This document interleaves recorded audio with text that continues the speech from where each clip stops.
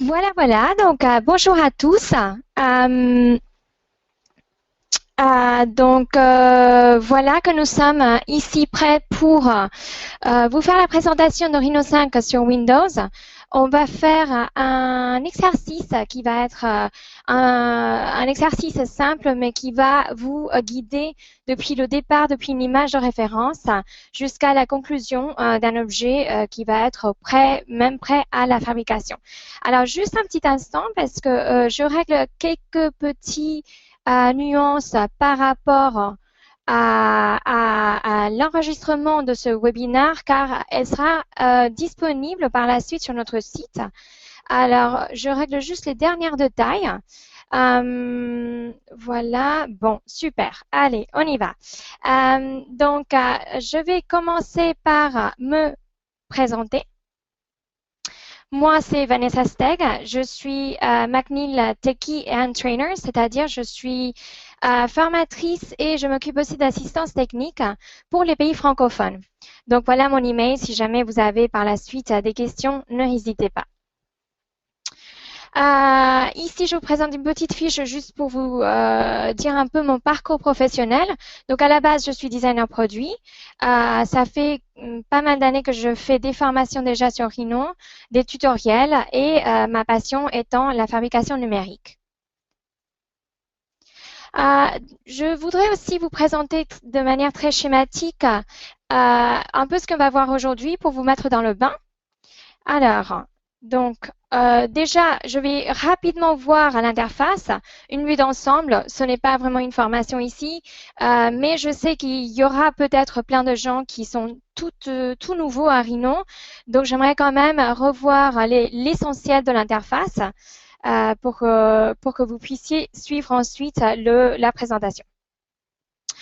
On va à partir de là mettre de la géométrie de référence, notamment des images de référence sur lesquelles on va tracer ensuite des courbes. Et ces courbes, ces profils qui vont nous servir à faire des surfaces, qui vont devenir des solides, donc des volumes. Donc notre objet final qui va nous suivre à pouvoir créer des plans 2D. Donc, et puis aussi exporter, faire un fichier spécial pour l'export en impression 3D, c'est-à-dire un fichier STL. Alors, ces deux derniers points, on verra selon le temps qu'on a pris et qu'on a pour le faire. Mais bon, ça, c'est un principe, l'idée de la présentation d'aujourd'hui. Bon, alors, on va commencer. Je prends l'écran de Rhino que je vais ramener rapidement de ce côté.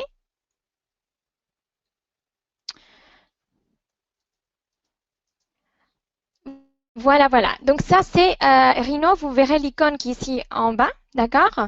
J'essaie de le mettre de manière à que vous puissiez voir le Rhino que vous installez au moment que vous téléchargez l'évaluation de Rhino, d'accord? Donc on va avoir dans Rhino, grosso modo, 3 espaces dans cette interface, c'est-à-dire on va avoir un espace dessin qui est concentré ici dans ces 4 fenêtres. On va voir un espace panneau et aide à la modélisation ici en bas. Donc, tous ces outils-là nous servent à organiser notre fichier, à comprendre la géométrie. Ça nous donne des informations. Ça ne sert pas à modéliser, mais ça sert à nous organiser et à mieux comprendre et avoir des fonctions un peu avancées. Et ensuite, on a l'espace accès aux commandes qui est concentré dans les menus, la ligne de commande et évidemment les icônes. D'accord? Donc, alors, qui on passe par les icônes, par la ligne de commande ou par les menus, les commandes sont les mêmes. Donc, c'est vraiment un choix à vous de faire. Si vous êtes plus visuel, si vous retenez mieux l'emplacement des outils par rapport à la ligne de commande ou simplement en les tapant, c'est quand même peut-être la manière la plus facile d'y accéder.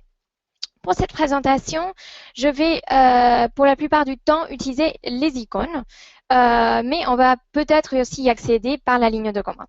D'accord?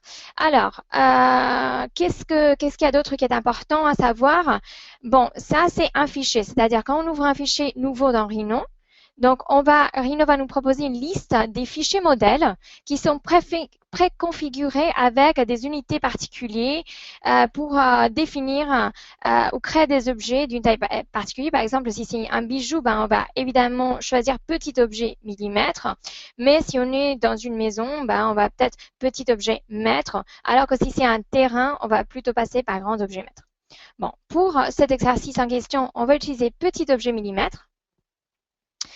En sachant que dans tous les cas, en allant dans les options de Rhino, cette icône qui est là, qui est d'ailleurs un de vos meilleurs amis parce qu'on y aura accès assez souvent. Donc, je ramène, voilà, la boîte de dialogue que ça va ouvrir. Ici, dans les unités, on va pouvoir contrôler et gérer encore et même changer ces unités si besoin. D'accord? Voilà. Donc, pour l'instant, on le laisse tel qu'il est. Alors, passons voir rapidement l'espace de dessin. On a 3 fenêtres par défaut de vue orthogonale. Et on va voir une perspective, d'accord? Alors, pour maximiser une vue et la agrandir dans l'espace de travail, on double-clique, d'accord? Ensuite, on peut passer des onglets des unes aux autres pour changer les vues, d'accord? Ou double-cliquer pour revenir à mon espace de 4 fenêtres. Bon, le zoom, c'est avec la molette, rapidement. Ensuite, la rotation dans la perspective, c'est le clic droit. OK? Et le clic droit dans les vues orthogonales vont faire un déplacement de la vue. OK? Donc, ça, très rapidement, pour vous donner une petite idée. Alors, une autre chose qui va être importante pour cette présentation, c'est l'aspect des calques. Alors, les calques, c'est cette boîte de dialogue ici. On va voir une autre qu'on va quand même pas mal utiliser, c'est celle des propriétés. Donc, pour l'instant, on va rester sur ces 2 panneaux. Alors, le panneau des calques contient ces lignes-là qui peuvent être considérées comme des dossiers. D'accord? On va pouvoir garder ou organiser la géométrie dans chacun de ces calques, un peu comme dans d'autres logiciels, par exemple dans Photoshop, etc. Et de cette manière, on va pouvoir contrôler les propriétés, la visibilité de cette géométrie, le fait qu'elle soit verrouillée ou pas, pour mieux pouvoir nous retrouver. Parce que quand on a une scène avec beaucoup d'objets, c'est quand même intéressant d'être organisé. Alors, pour cela, on va commencer dans le premier calque qui est défaut et on va le renommer. Donc, on clique dedans simplement, une fois qu'il est en surbrillance, on va cliquer dedans et on va, je vais le renommer géométrie référence. Voilà, donc ça, c'est pour commencer avec un autre dessin. Donc, la géométrie de référence, d'ailleurs, voilà, un petit O qui me manquait. Alors, décidément, un I aussi, même si c'est pas très grave, mais allez. Bon, voilà. Donc, en fait, ici, ce qu'on va faire, c'est que ce qu'on va dessiner, c'est une tasse. J'ai une illustration de cette tasse, c'est-à-dire un sketch fait à la main qui va me permettre de me guider la forme, en fait, que je souhaite avoir pour cette tasse. Mais la tasse, dans la vie réelle, ils ont des dimensions, des contraintes aussi de fabrication particulières. Donc, la première chose que je vais faire, c'est agrandir ma vue de la face et venir ici choper l'outil du rectangle. D'accord? Donc, on clique dessus, clic gauche.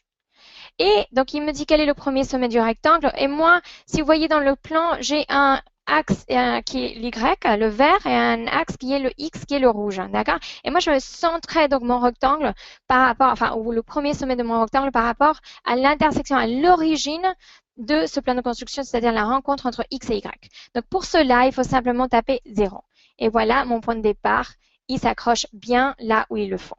Ensuite, je donne les dimensions. Donc, d'abord en X. Alors, on va dire que je suis restreint à un volume maximal de 85 mm, donc 8,5 cm si vous voulez. Et je vais mettre une hauteur de 100 mm, donc 10 cm. Et ça, c'est juste pour me dire, voilà, donc je vais il ne faut pas que ma tasse dépasse ce volume parce que c'est une des restrictions dans le design brief ou dans la conception de cet objet. Bon, super. Une fois que mon rectangle est placé, je voudrais quand même le centrer par rapport au plan de construction. Moi, j'aime bien travailler centré par rapport toujours à mes plans. Ça me facilite la vie ensuite quand je tape des entrées numériques, par exemple. Donc, quand je sélectionne un objet dans Rhino, j'ai la particularité d'avoir cette icône ici qui va s'afficher, d'accord? Alors, lui, il est géré ici en bas, manipulateur, d'accord? S'il est désactivé, je peux faire des sélections et rien va s'afficher. Donc, il faut quand même cliquer dessus pour le voir.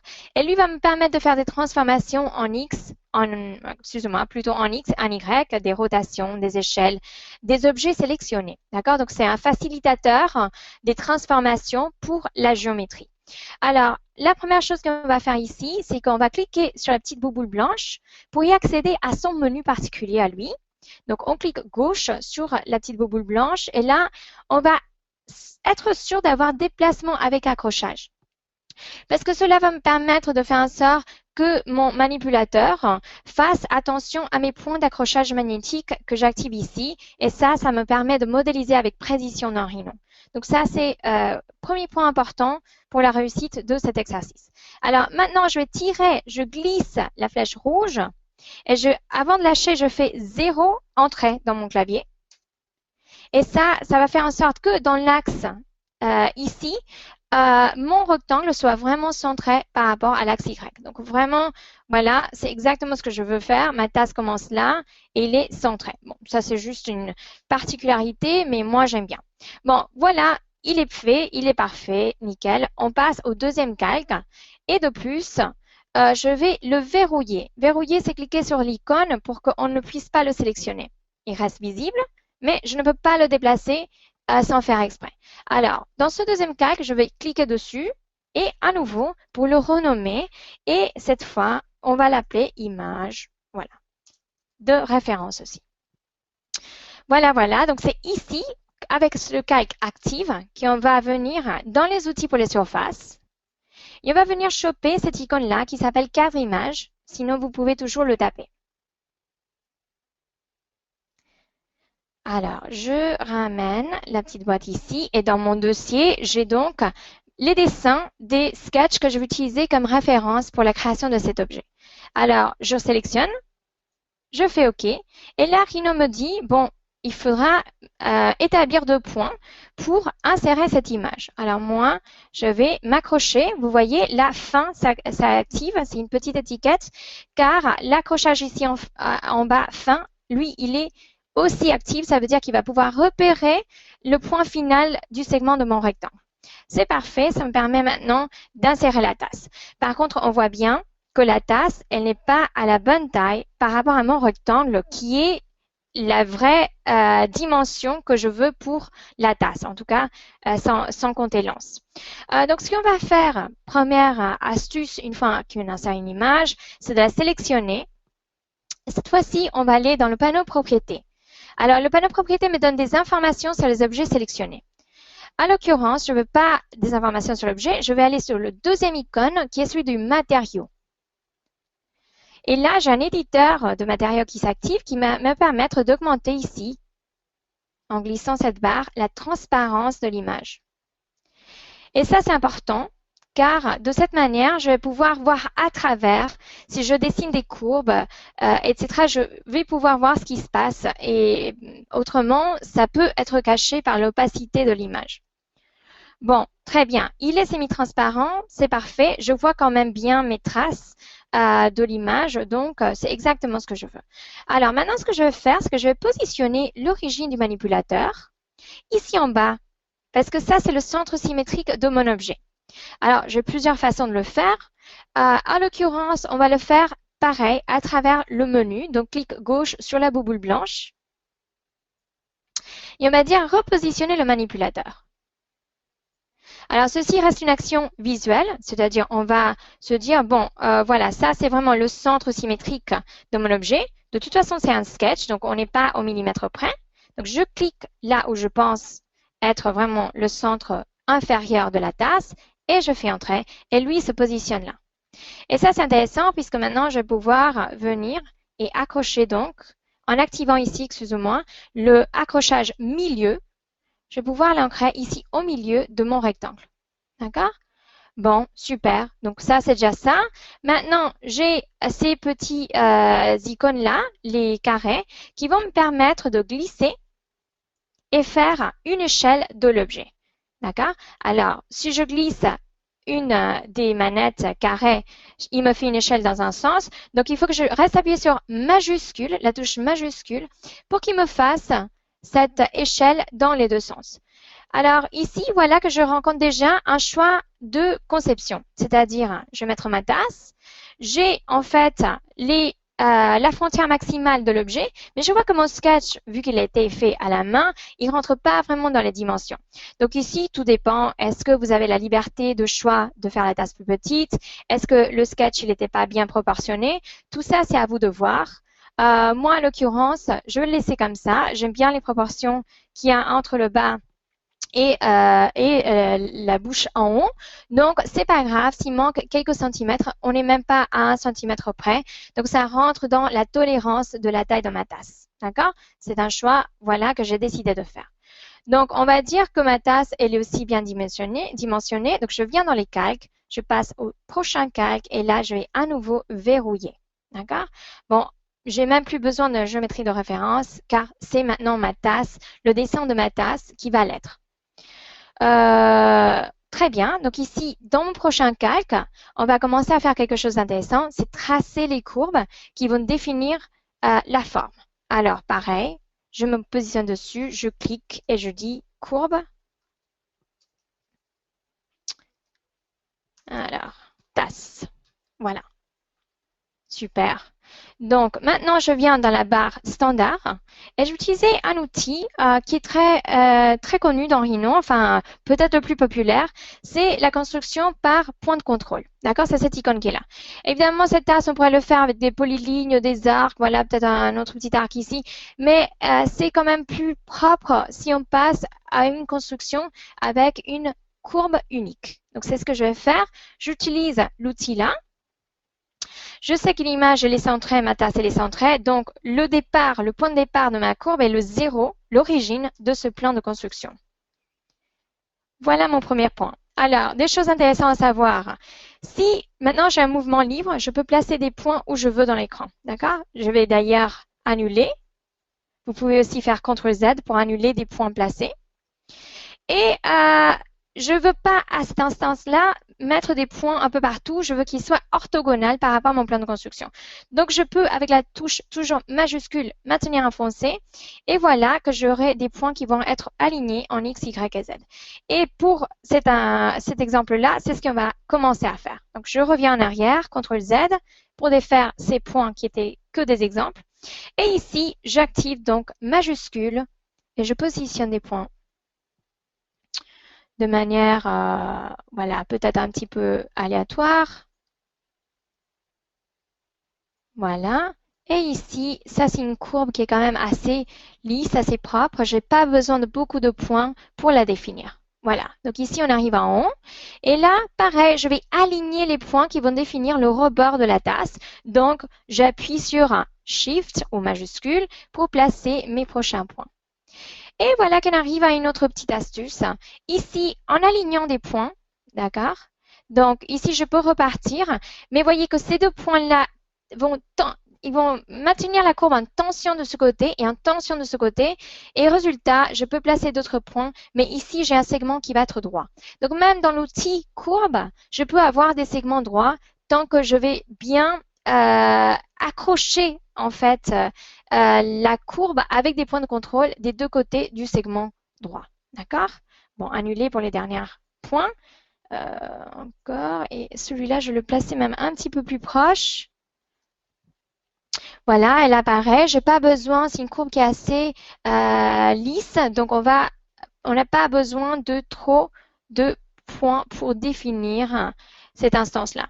Alors, autre chose qui est intéressant et personnellement un choix, là, pareil, donc majuscule pour aligner ces points-là, comme ça j'ai vraiment un côté qui va être aplati. Ici, je place un dernier point. Voilà. Donc, une chose qui est intéressante à voir, on ne se casse pas trop la tête quand on place les points. Il vaut mieux rapidement placer les points là où on sait on aura besoin de contrôle. Et ensuite venir activer les points de contrôle derrière et changer. Donc là, on peut voir que mes points de contrôle sont là. Et dès que je déplace un point de contrôle dans Rhino, à l'occurrence, ils étaient tous sélectionnés. Dès que je déplace un point de contrôle, la courbe, elle va changer aussi. Donc, on perd rien. On peut, voilà, placer des points n'importe comment et après venir affiner en fait le positionnement et le style de la courbe. D'accord? Très bien. Donc, en fait, ce petit point, moi, je voudrais bien l'aligner avec ce dernier, c'est-à-dire par rapport à l'axe ici vers l'axe Y. Donc, je vais tirer de la flèche rouge, pareil, et 0 entrée dans le clavier pour l'aligner bien à l'axe Y. D'accord? Comme ça, je sais que ces deux points sont bien alignés. Très bien.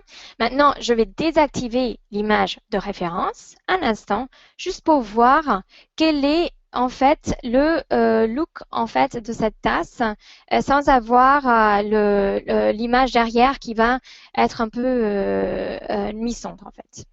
Donc ici, je peux déjà commencer à faire des petits changements. D'accord? Donc là, j'ai des accrochages, des étiquettes là qui se positionnent, qui peuvent m'embêter un petit peu. Donc avec Alt, en appuyant sur Alt, je vais les désactiver momentanément, excusez-moi.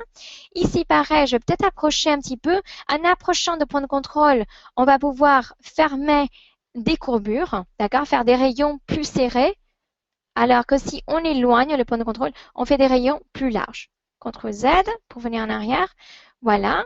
Et donc ici, pareil, on va peut-être repositionner. On peut toujours prendre un point et supprimer avec le clavier. On peut aussi insérer des points s'il nous le faut. Voilà. Donc, grosso modo, on définit. Ici, je vais peut-être quand même rendre cet espace-là un petit peu plus fin. Et donc, on peut toujours recomparer à l'image de référence en activant le calque derrière pour voir si on va dévier trop de l'idée originale ou pas. Donc ici, on va peut-être affiner aussi l'emplacement de ce point. Voilà. Bon, je dirais pour moi, à l'occurrence, c'est bon, je vais valider. Alors, ce qu'on va faire, c'est qu'on va venir en perspective et on va voir que notre profil plat est là, prêt à définir la tasse. Donc, prochaine étape, je vais me positionner sur le calque prochain et dire, voilà, surface, tasse. Et j'active ce calque-là. Bon, on a une courbe et on veut définir un volume. Alors, on va aller, prochaine étape, on a passé outil pour les courbes pour définir la courbe par point de contrôle. Maintenant, on continue dans la série de création. Avec cette courbe, on va pouvoir faire une surface. Donc, on va dans l'onglet Outils pour les surfaces pour retrouver nos outils de création surface qui sont ici dans la barre à gauche de côté. Et on va choper celui-là, c'est Révolution. Alors, la révolution va me permettre de prendre un profil, Entrée, et de définir un axe. Donc, 2 points pour définir l'axe de révolution. Donc, je veux m'assurer d'avoir l'accrochage fin activé de manière à m'accrocher d'un point et m'accrocher du deuxième point pour définir cet axe autour duquel cette courbe va faire une révolution. Alors, sachez, cette commande a beaucoup d'options. On pourrait dire, bon, je pars de là, je fais ça et je me positionner en mode ombre. Ce sont les différents modes d'affichage dans Rhino pour voir ce que je fais. Bon, voilà, donc on peut juste définir une petite partie de la révolution. On peut faire vraiment plein de choses. C'est pas ce que je veux, donc je vais les sélectionner et l'effacer. Et je reviens à mon outil de révolution. Donc, je peux cliquer droit dans la ligne de commande et dire et chercher les dernières commandes que j'ai utilisées. Donc là, on voit bien révolution. Et je recommence. Révolution, entrée et définir l'axe avec mes 2 points. Et là, je vais faire quelque chose. Je vais simplement aller chercher l'option dans la ligne de commande cercle entier. Et ça, c'est quand même intéressant à voir. Toutes les commandes Rhino, la plupart ont des options qu'on peut activer ou désactiver dans la ligne de commande qui vont pousser l'outil un peu plus loin de sa fonction de base. C'est toujours intéressant d'aller voir ce qu'il y a comme sous-option pour chaque commande. Donc, en l'occurrence, on va utiliser cercle entier. Voilà, qu'on a bien défini notre volume. Ça commence à donner quelque chose et à ressembler aussi à l'image initiale. D'accord? Alors, petite astuce, j'ai l'historique qui va être activé dans mon cas en permanence. Par défaut dans Rhino, il faut l'activer chaque fois qu'on fait une commande. il n'est pas activé en permanence. Vous pouvez toujours cliquer droit et dire toujours enregistrer l'historique. Comme ça, il reste actif. Et après, si vous voulez le désactiver, vous pouvez aussi le faire par la suite. Mais moi, j'aime bien de cette manière-là, puisque comme ça, je sais que quand je crée, le lien entre la géométrie va lui rester. Alors, voyons voir ce que c'est l'historique. L'historique, c'est simplement une association entre la géométrie. Dans ce cas-là, j'utilise une courbe qui a généré une surface. Ça veut dire que la courbe en question, elle, celle-là, elle est parent de cette surface. Donc, comment ça s'applique dans le pratique? Bon, on va dans la standard et on va activer les points de contrôle. Donc ici, on va d'ailleurs se positionner peut-être dans un autre mode d'affichage pour mieux voir les points de contrôle. Et donc, on va pouvoir voir que je peux sélectionner les points de la courbe, les modifier et la surface par révolution, elle va suivre ces mêmes changements. Donc, c'est quelque chose qui nous donne vraiment beaucoup de capacité de création, de liberté, que à partir d'un même profil, on va pouvoir générer plusieurs concepts différents, même avec des choses beaucoup moins on va dire, dramatiques comme ce que je viens de faire. Voilà, on va pouvoir faire simplement, par exemple, changer les auteurs, voilà, ou l'aperture de la bouche. Donc, on va pouvoir, à partir d'un même profil simple, définir plusieurs solutions. Et ça peut, au moment de la création, ça peut être quand même assez intéressant. Donc, en l'occurrence, moi, tout me va. Il y avait juste, j'ai vu par la suite, un petit truc qui m'embêtait. Donc, je viens dans la vue de face. Je vais pouvoir mieux sélectionner. Ici, ce rayon, je le trouve un peu trop prononcé. Donc, je veux sûrement vouloir rendre ça un peu plus doux. Voilà. Et même ici, on va sélectionner de gauche à droite. Comme ça, je sélectionne uniquement mes petits points de contrôle pour réduire aussi l'espacement là. Et voilà. Donc, voilà, j'ai vraiment affiné par tout petit mouvement le style en fait de la tasse. Donc, même pour ça aussi, l'historique peut être intéressant. D'accord? OK, très bien. Donc, la tasse est définie. Je vais juste faire le petit point, voir s'il y a des questions jusqu'à maintenant que je puisse répondre. Autrement, on va peut-être le faire à la fin, mais juste s'il y a quelque chose qui n'a pas bien été compris. Alors, je crois que ça va être bon. J'ai l'impression que tout est assez répondu déjà. Donc, OK. D'accord. Très bien. Super. Donc, on va continuer. Très bien. Donc, la tasse, la courbe, tout ça, on va passer à créer lance. OK?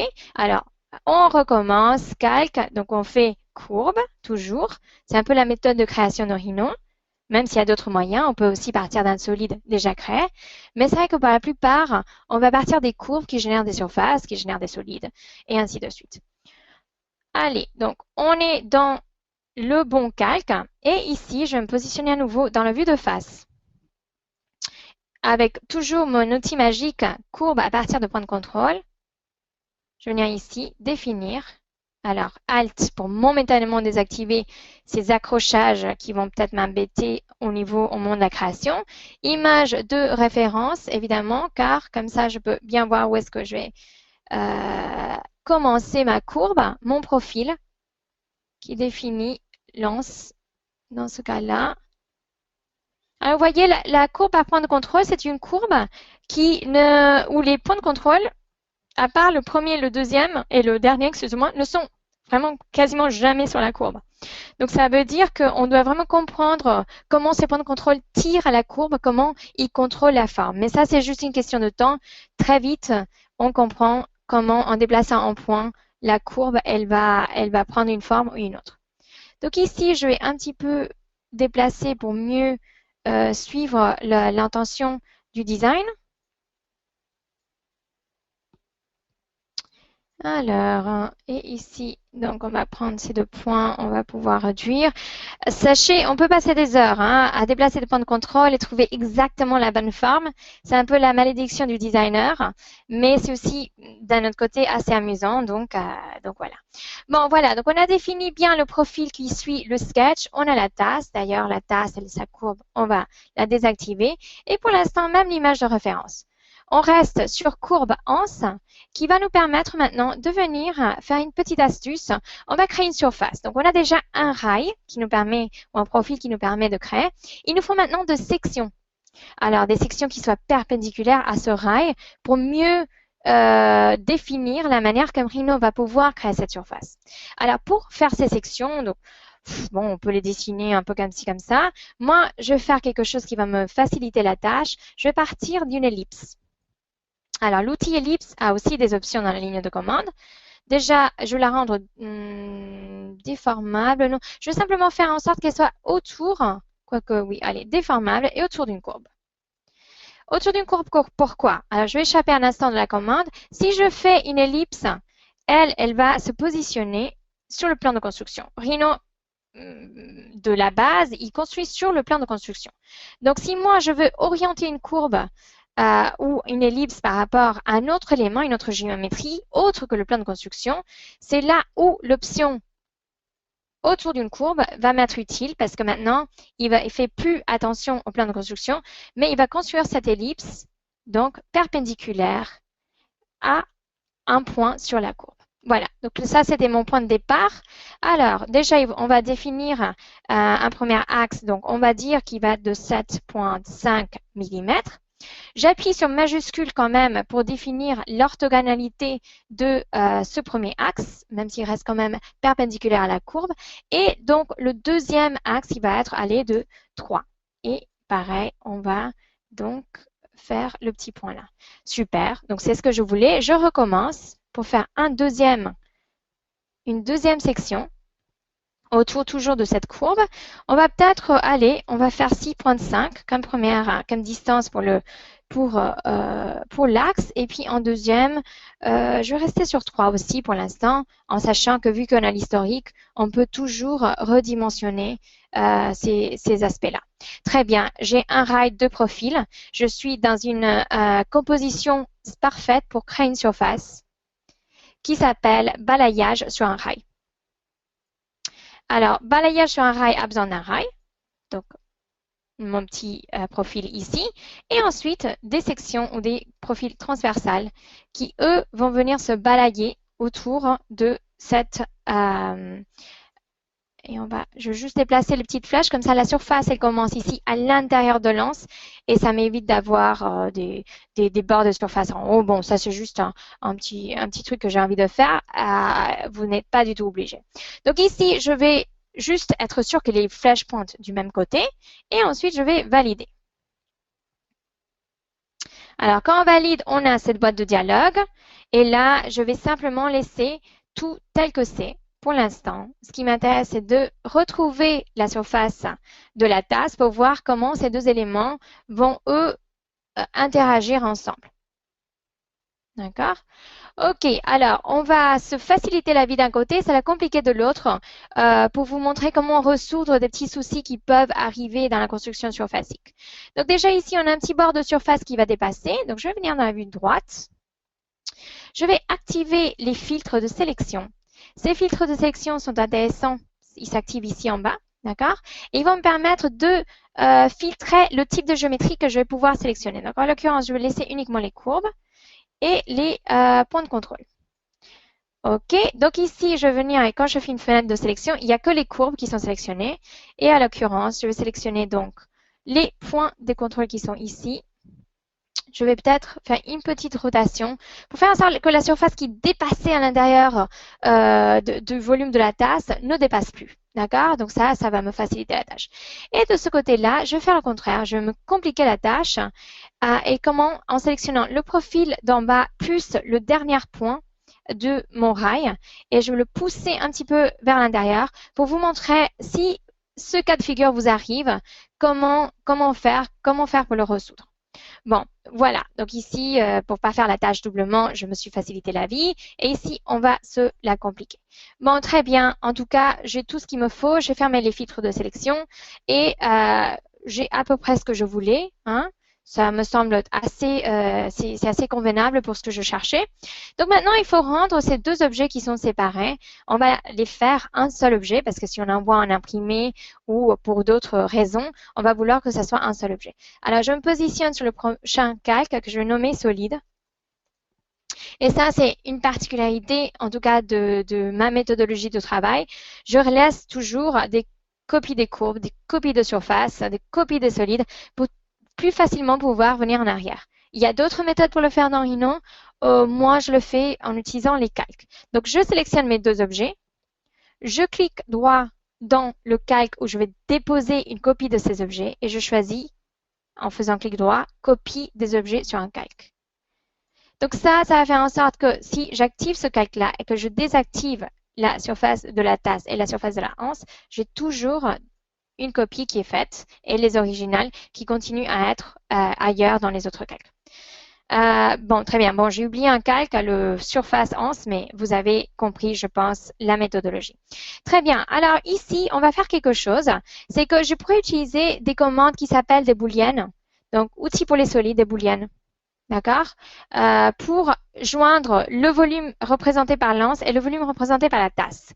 Mais vu qu'on a ce petit dépassement ici, il va le faire, j'aurai une booléenne, mais ce ne sera pas le résultat que je veux parce que j'aurai toujours un petit morceau qui va dépasser ou qui va être soustrait du volume et c'est pas du tout ça que je veux. Donc, je vais pas dans ce cas-là utiliser les booléennes. On va utiliser la méthode de limiter. Alors, limiter va me permettre de prendre un objet coupant. Dans ce cas-là, c'est ma tasse. Entrée. Et je vais me positionner sur une meilleure vue pour pouvoir venir choper l'objet que je veux limiter ou découper, autrement dit. Donc, c'est cette partie ici à l'intérieur de l'anse. D'accord? Entrée, très bien. Maintenant, ça reste un petit morceau de surface qui est donc ici à l'intérieur, qu'on va simplement effacer. On n'a pas besoin. D'accord? Et donc, l'anse qui, elle, va venir pas dépasser et puis être toucher en fait mon objet. Et donc maintenant, on va pouvoir, avec ces volumes, venir et tenter cette histoire de booléenne pour que ces deux objets séparés deviennent un seul.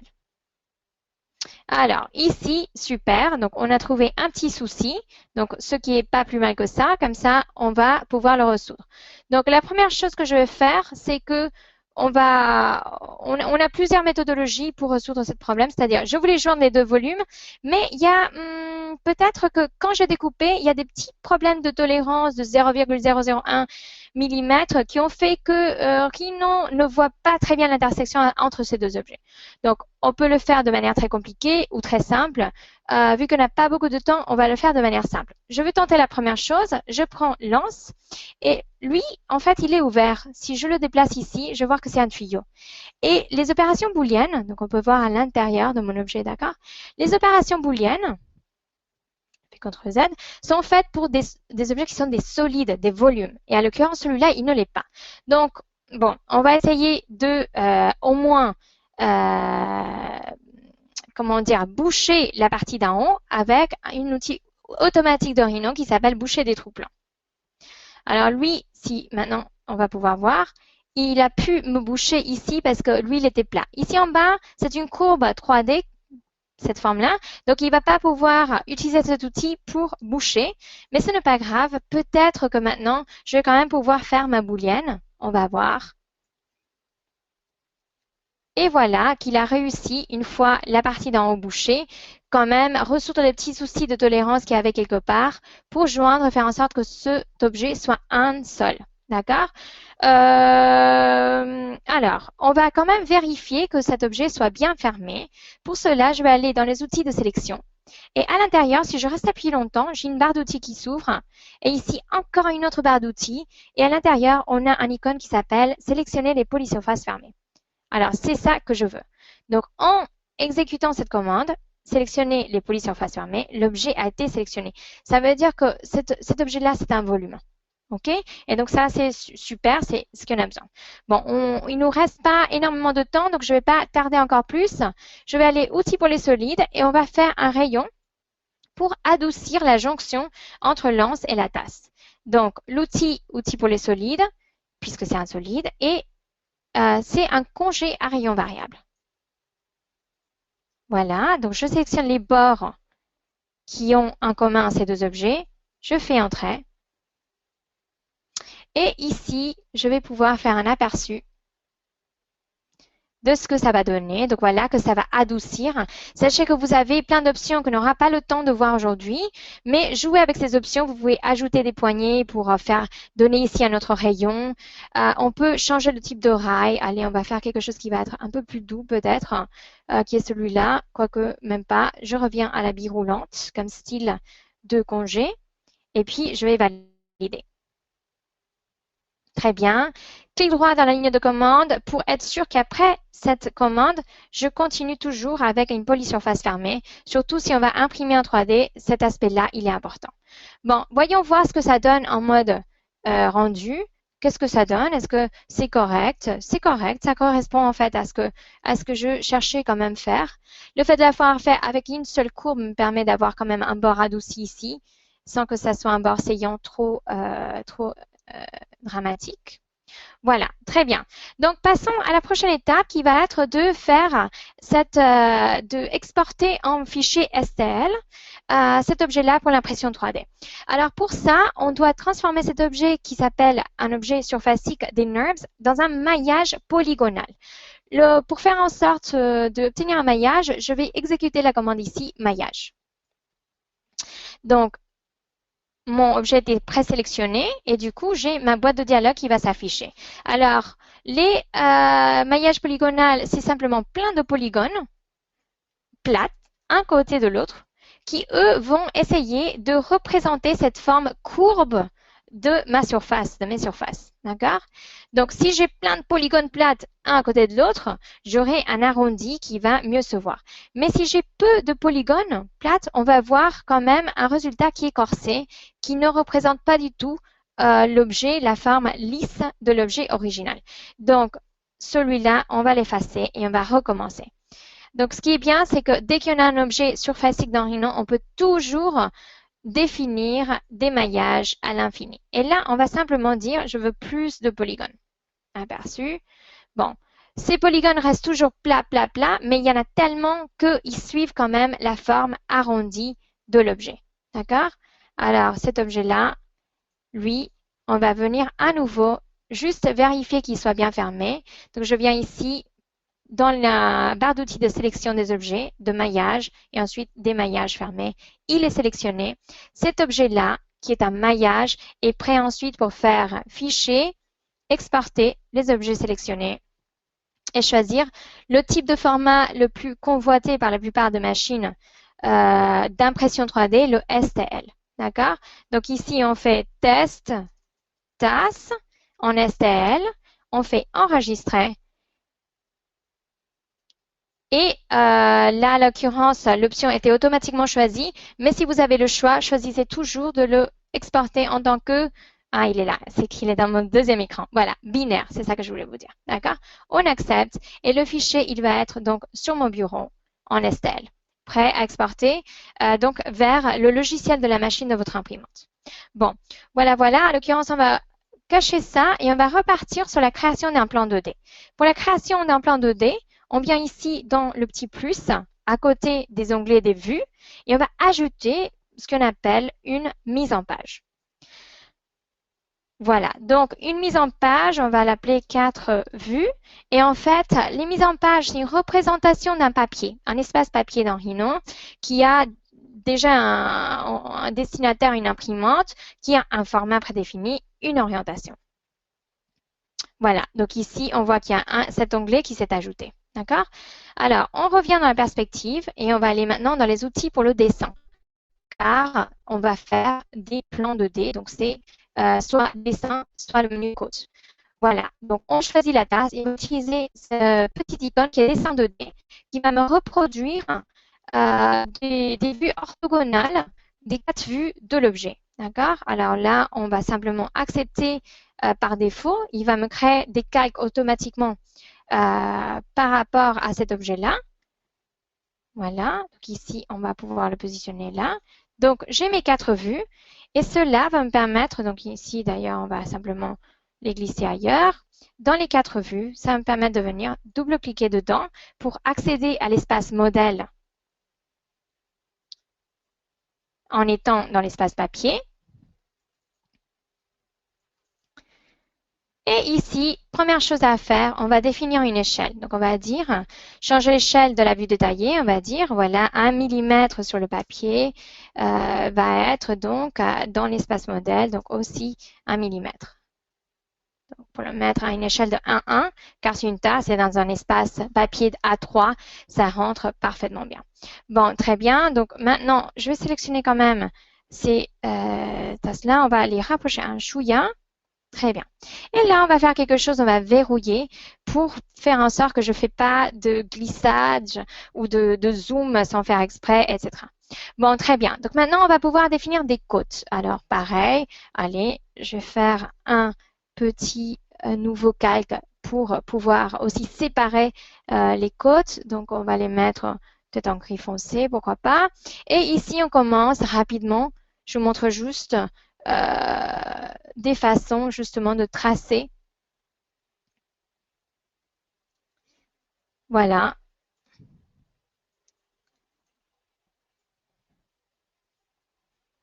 Quelques-uns de côtes. Aussi, par exemple, pour définir le rayon. Et voilà qu'on a déjà quelque chose qui commence à ressembler à un plan qui donne une idée si jamais il faut, c'est ce qu'il vous demande chez le fabricant. D'accord? Alors, on va faire quelque chose d'autre, c'est la cartouche.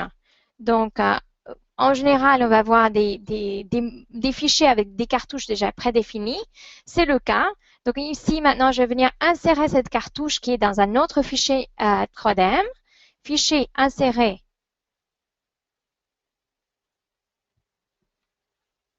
Et là, j'ai cette boîte de dialogue qui s'ouvre qui va me permettre d'aller choper cartouche 3DM, cartouche A3, voilà.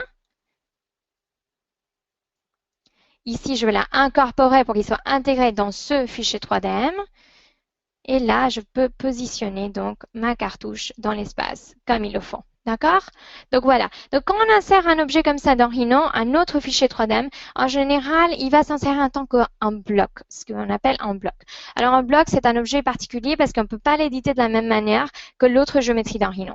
Donc pour l'éditer, par exemple, moi, je vais changer les informations qui sont là-dedans. Il faut que je double-clique dedans. Et lui, il va m'ouvrir cette...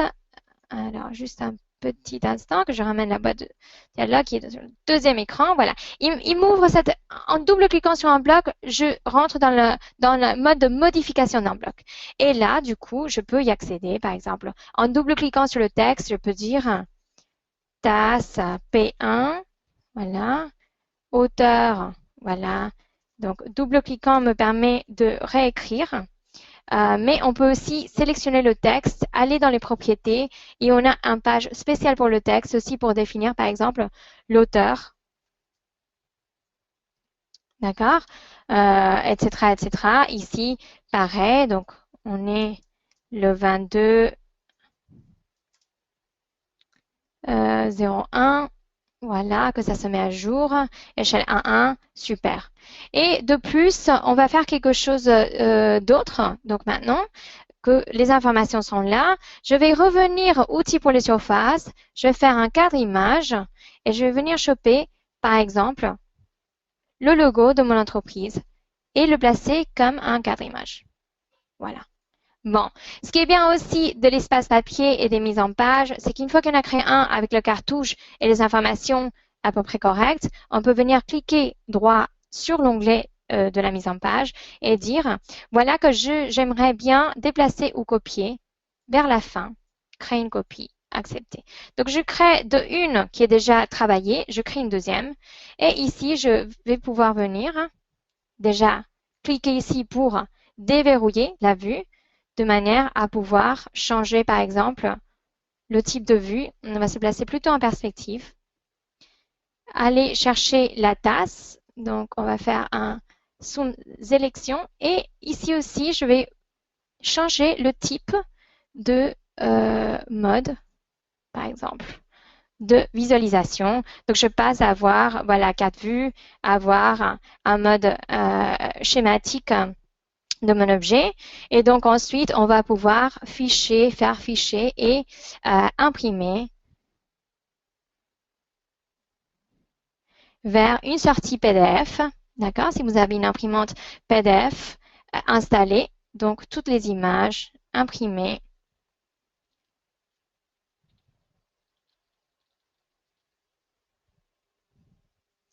Ici, enregistré, donc TAS P1.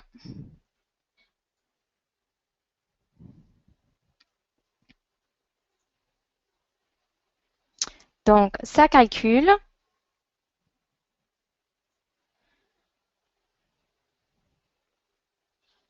Et j'ai le PDF, pareil, que je vais vous ramener ici, qui vient d'être donc créé et enregistré avec les informations et toutes les vues qu'il fallait. Donc, bah écoutez, voilà ce que j'avais à vous présenter pour aujourd'hui. Donc, il y avait quand même pas mal d'aspects à gérer puisqu'on a passé rapidement à voir de l'impression 3D au plan 2D. Mais ça vous donne une idée de faire, de partir d'une image pour arriver à un projet complet dans Rhino. Simple ou complexe, la procédure va être quand même relativement semblable d'un projet à l'autre. Voilà, voilà. Donc, je reste à votre disposition pour répondre à des questions. Donc, je vois qu'il y a une question chez mes collègues qui ont été là pour nous aider. Donc, je les remercie beaucoup. Je crois que je vous ai même pas dit au départ qu'il y aurait donc Cécile et Rodrigo qui ont été tout au long ici pour nous aider justement à répondre à ces questions, qui font toujours un travail super. Alors, j'essaie juste de voir quelle est la question qui a été posée. Excusez-moi, j'ai un peu du mal à... Quand et où pourra-t-on récupérer le tuto en vidéo? Alors, pour ça, on va revenir ici dans les diapositives de la présentation. Et voilà l'information vimeo.com Rhino. Donc, ils sont tous là, y compris celui sur Mac qu'on a fait. Alors, je vois juste, excusez-moi, je lis les questions en même temps, faire apparaître les onglets bleu standard. Là, j'ai un trou de mémoire, vous allez m'excuser. Je peux revenir à vous avec la réponse pour ces questions. Onglets bleus, je crois que sur le Mac, mais je reviendrai vers vous pour cette dernière question. Alors, est-ce qu'il y a quelque chose d'autre? Donc, oui, effectivement, celui-là était pour Windows, mais nous avons fait d'autres pour le Mac qui, normalement, on pourra aussi les retrouver sur ce même lien que vous voyez ici. Donc, d'ici, on va vous donner un maximum de 2 semaines pour avoir tout parce qu'il faut tout compiler, etc. Donc, voilà.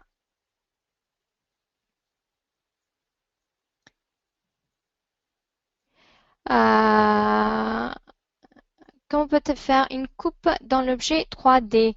Alors, une coupe va se faire avec la fonction limitée que je vous ai montré avant quand on a découpé l'intérieur de l'anse qui restait dans la tasse. Donc, ça, alors, si c'est une coupe visuelle, vous avez ce qu'on appelle les plans de découpe.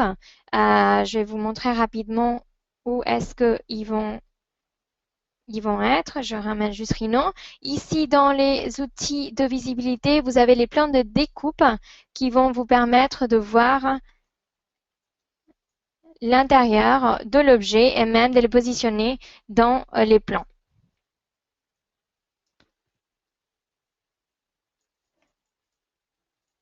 L'épaisseur des traits 2D, tout cela va être géré ici. Dans les propriétés, vous avez type de ligne, couleur d'impression et largeur d'impression.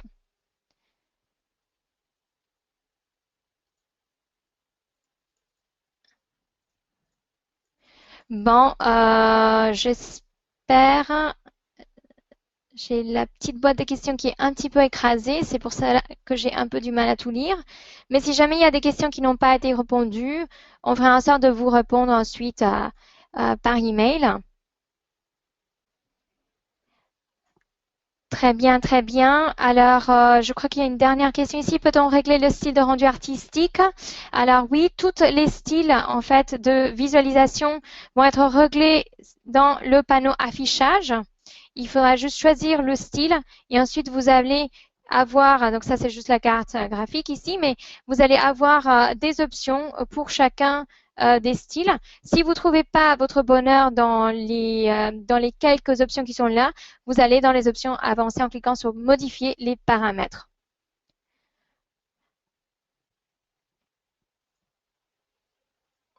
Bon, voilà, voilà. En tout cas, je vous remercie beaucoup. Merci pour votre attention et puis on sera de toute façon disponible prochainement pour d'autres présentations en ligne qui on compte faire de plus en plus. Merci.